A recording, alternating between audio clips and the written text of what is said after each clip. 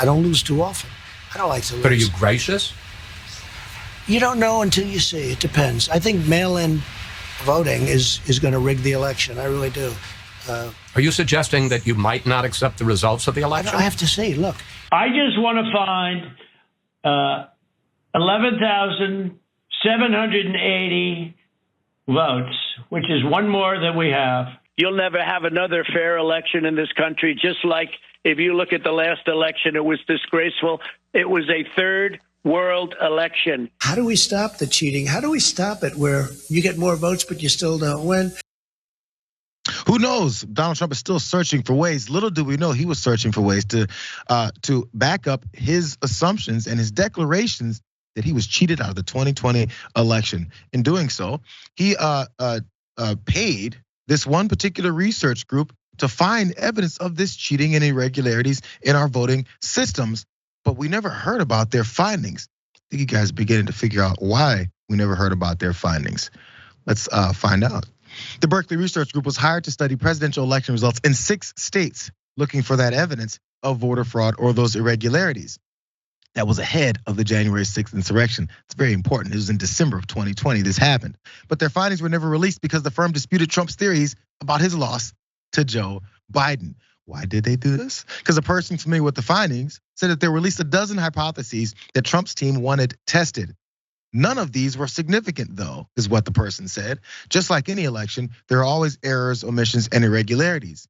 It was nowhere close enough to what they wanted to prove, and it actually went in both directions. We already knew that too, because when we've seen some of this voter fraud or actually some of the omissions and irregularities, many times it went towards Donald Trump's way, and sometimes I guess it didn't. All of it was insignificant in the results of that election, though. It's been said a million times. And by the way, when MSNBC reached out to the team, Trump's team, about this whole thing, you could probably imagine the way that they responded to it. They didn't answer the question; they just said the same stuff over and over again. Watch.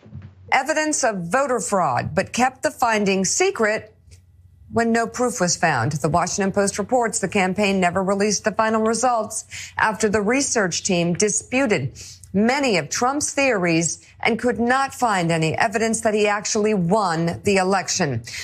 In a statement, a Berkeley Research Group spokesperson said, quote, "Our experts provide independent and objective factual analysis. And as a matter of firm policy, we do not comment on client engagements or on privileged and confidential matters." NBC News also reached out to the Trump campaign for comment. A spokesman responded with a statement attacking Joe Biden and again suggesting Trump won the election. Of course, the statement just talks about Sleepy Joe and he's walking through his presidency and that's all that matters. Sounds like they've avoided the question, Jessica. I think it's a funny story. But firstly, like, voting by mail is very important for our democracy and for voter participation. A lot of people have a hard time voting. For example, my grandmother has a hard time casting a ballot, and so she votes by mail so she can cast her ballot from heaven, and that's very important to our family. I'm just kidding. Voter fraud is terrible and obviously doesn't happen as much as Donald Trump would like to believe it does. Of course, he's being very delusional, saying it's happening when it's not. You do research to make better strategy.